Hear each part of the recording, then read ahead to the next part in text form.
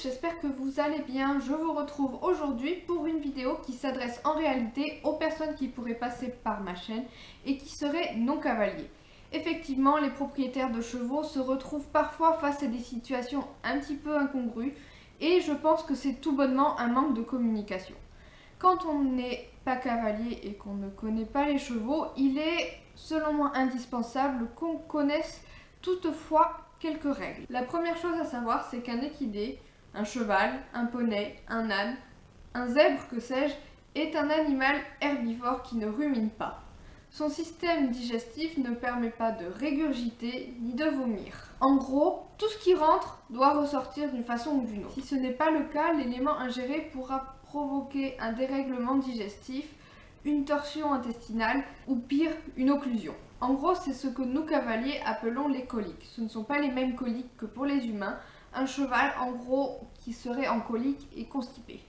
Pour tout vous dire, c'est l'une des pathologies équines que les cavaliers et les propriétaires de chevaux redoutent le plus. En effet, un cheval souffrant de colique a besoin de soins.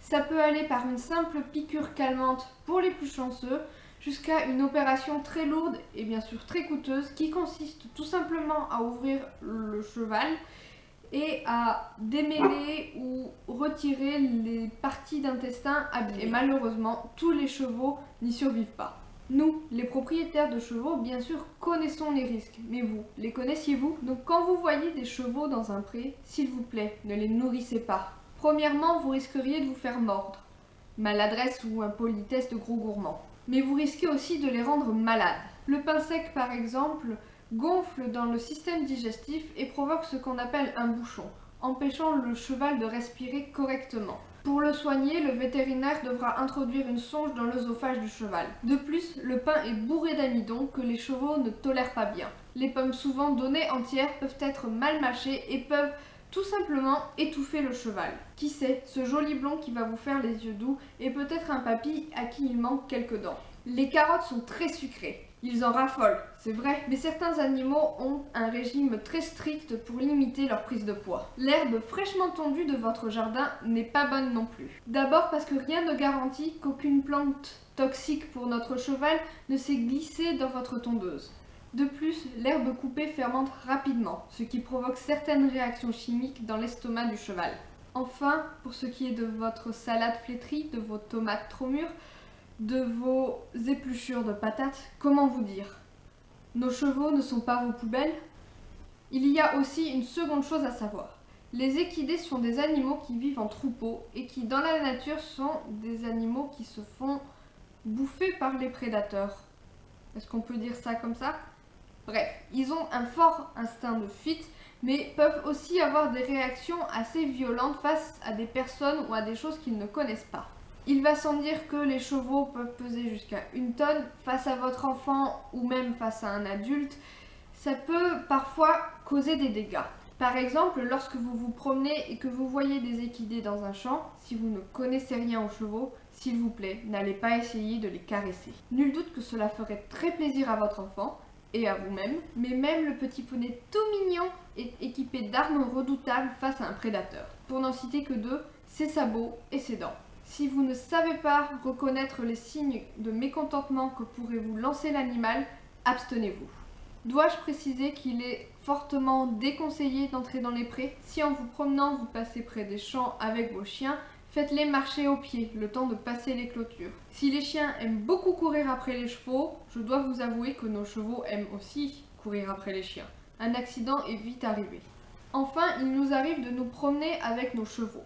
Certains vivent ça très bien, ils adorent ça, et d'autres sont beaucoup plus sujets au stress. Comprenez donc que si vous croisez des cavaliers lors d'une promenade, laisser vos enfants courir vers les chevaux parce qu'ils veulent à tout prix les caresser n'est pas forcément une bonne idée. Là encore, si le désir de caresser un cheval vous est insupportable, demandez. Et ne vous vexez pas si le cavalier refuse. Le cavalier est alors probablement déjà bien occupé à maintenir sa monture en ordre.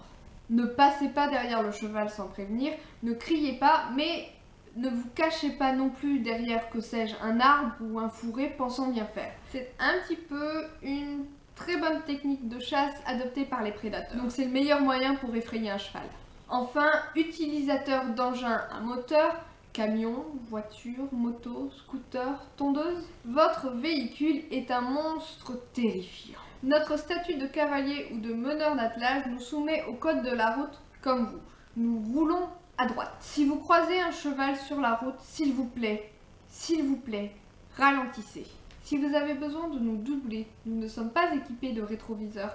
Anticipez et faites-le à une distance correcte. Sachez que si les bords de la route nous le permettent, nous nous ferons un plaisir de vous laisser passer. Toutefois, si vous voyez que le cavalier est en difficulté, n'accélérez pas, ne klaxonnez pas. Cela pourrait fortement aggraver la situation et croyez-moi, un cheval sur votre pare-brise, ça fait mal. Enfin là, j'ai beaucoup parlé des cavaliers possédant leurs chevaux chez eux. Mais sachez qu'en centre équestre, il y a aussi des règles à respecter. La première chose que j'aurais tendance à vous dire, c'est que si vous voulez aller visiter un centre équestre, renseignez-vous par avance sur les horaires d'ouverture. Généralement les mercredis après-midi, samedi toute la journée et parfois quelques heures en soirée dans la semaine et le dimanche. Pourquoi est-ce que je vous dis ça? Tout simplement pour des questions logiques. Il est possible que vous ayez envie de terminer votre sortie dominicale en passant vers une écurie ou un centre équestre. Cela dit, même si les centres équestres accueillent du public, ce ne sont pas des lieux publics. Les propriétaires d'équidés sur place sont bien contents de pouvoir profiter des installations sans avoir à renseigner tous les curieux du coin le dimanche après-midi. Alors ce dernier message peut paraître bien peu sympathique, j'en suis consciente. Toutefois, sachez que les règles que j'ai citées précédemment sont totalement applicables en centre équestre également. N'entrez pas dans les prés, pas dans les box, ne nourrissez pas les chevaux, ne caressez pas tous les chevaux de l'écurie, certains peuvent être porteurs de maladies contagieuses, que sais-je. Et en cas d'accident, si aucun responsable n'est sur place, ça va poser problème. Renseignez-vous donc bien sur les horaires d'ouverture du centre équestre que vous souhaitez visiter. Je conseillerais même, pour les personnes qui veulent se renseigner, de passer un coup de téléphone avant pour savoir si le moniteur ou le responsable des lieux est libre pour pouvoir vous recevoir. Enfin, j'ai quand même un message à adresser aux propriétaires d'équidés sur cette vidéo.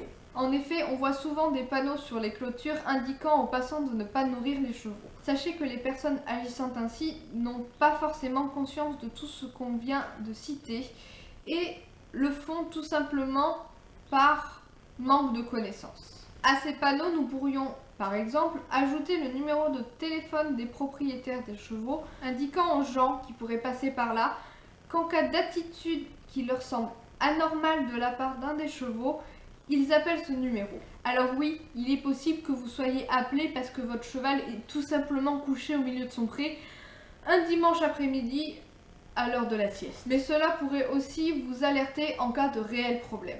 Voilà, j'espère ne pas avoir paru trop agressif sur cette vidéo. C'est vraiment des points de sécurité autant pour les non-cavaliers, valables également pour les cavaliers bien sûr, mais aussi pour nos chevaux qu'on aime plus que tout. Sur ce, je fais plein de papouilles au poney, plein de papouilles au toutou et un petit bonjour aux enfants.